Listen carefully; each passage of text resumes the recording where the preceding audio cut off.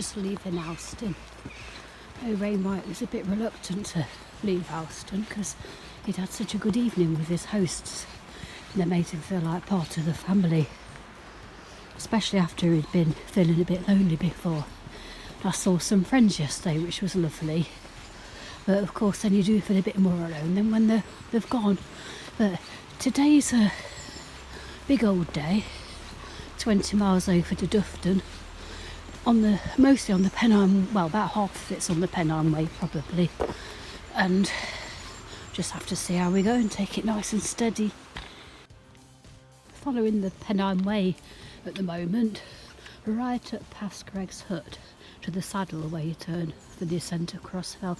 Wainwright had every intention of doing Crossfell, then the weather turned against him and it became really nasty, and he was walking down the road over there, but before he got to Garrigill he turned off and went way over to the side and ended up the villages around there, which we're not going to touch.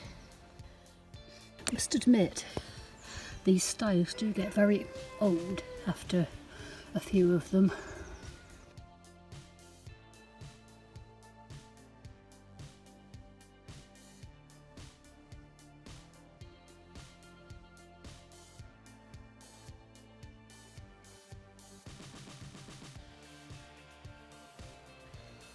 Last year on the Pennine Way, I got lost somewhere around here, ended up too far down there, and had to crawl up that steep bank through these trees and climb over that wall.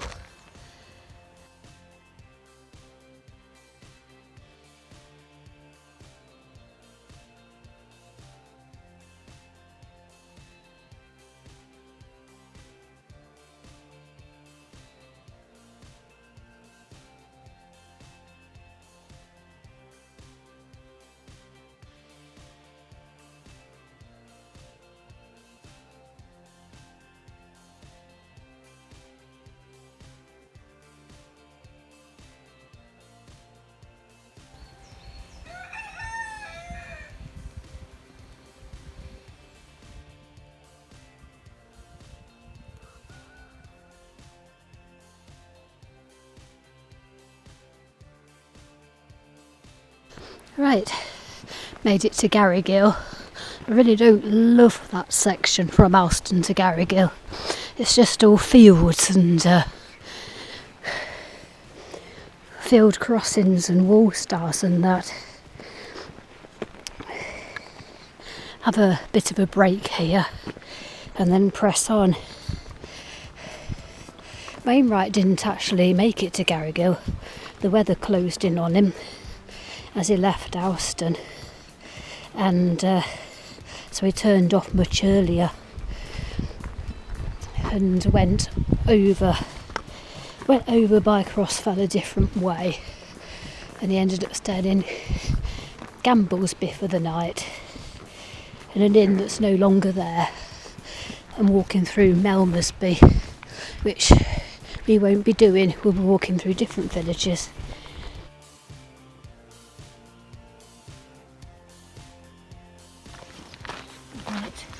This is the start of the infamous Corpse Road up to Gregg's hut and Crossfell. It will go on and on and on. Looking back to Garrigill. And on. And up right over there you can just see the weather station on the summit of, is it Knockfell? So that could be Crossfell right at that there.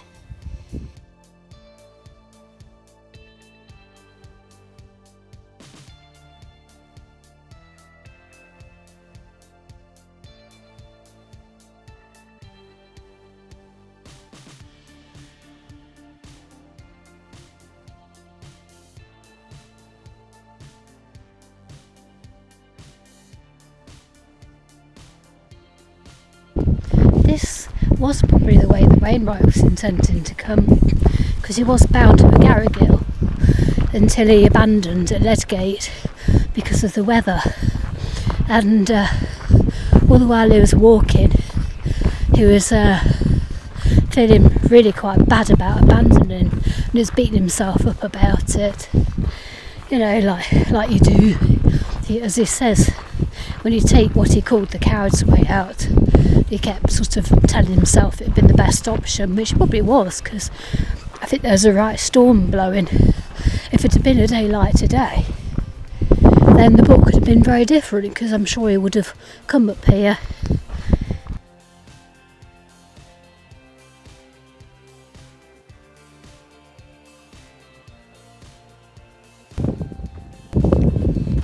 And on.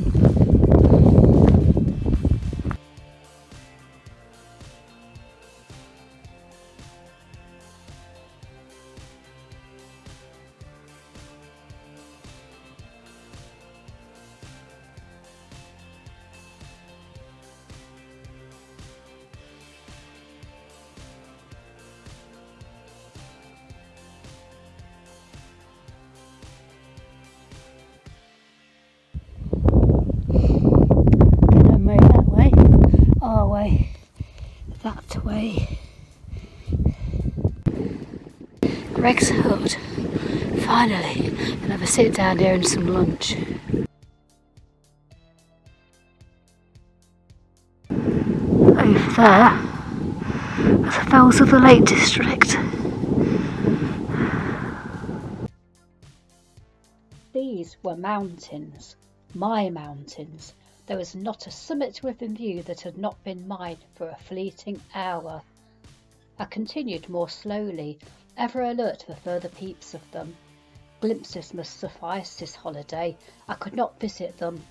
They were out of reach. I had forsaken them, made other plans.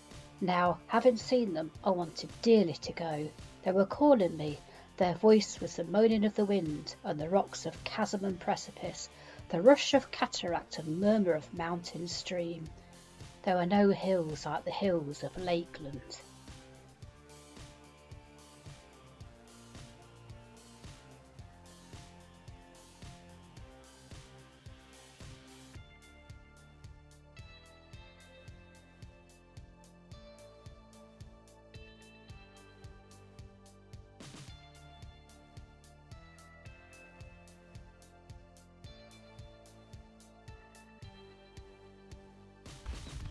Over there is the hanging gardens of Mark Antony, whatever they were.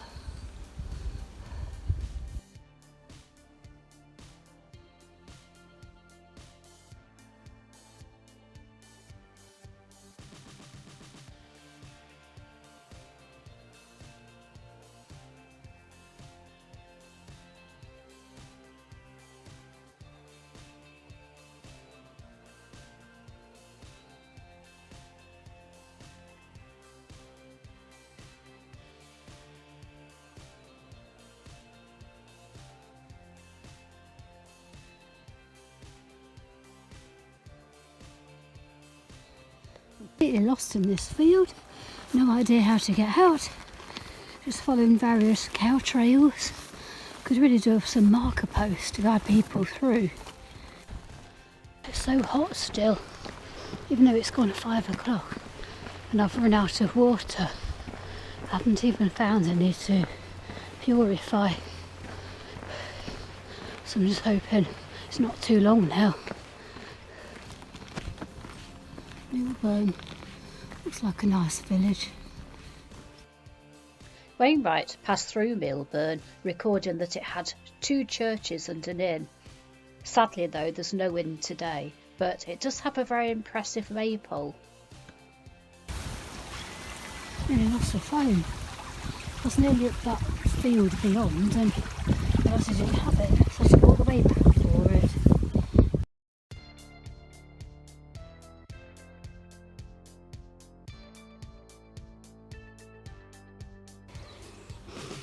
Dufton, at last.